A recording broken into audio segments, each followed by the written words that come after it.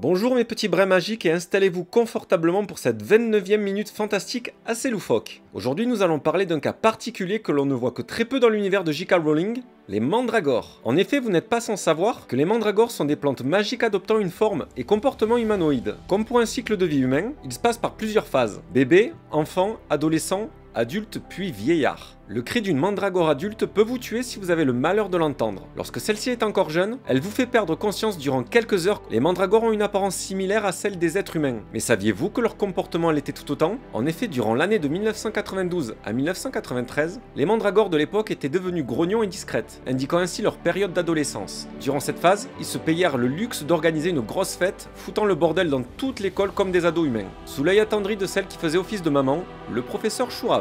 Qui puisait, Madame Pompefraîche, l'infirmière de l'école, mentionna également que les mandragores avaient de l'acné, ce qui est très cocasse. A savoir que les mandragores sont totalement mûres lorsqu'elles commencent à se déplacer dans les peaux les unes des autres. Le début des premiers ébats amoureux peut-être? Ce qui est encore plus cocasse, mon dieu. C'est la fin de cette 29e minute fantastique en espérant que celle-ci vous ait plu. J'ai adoré faire des recherches sur ces plantes humanoïdes qui m'ont fait beaucoup rire. Je vous dis à la prochaine pour la 30e minute fantastique. Franchissons le cap ensemble. Nox!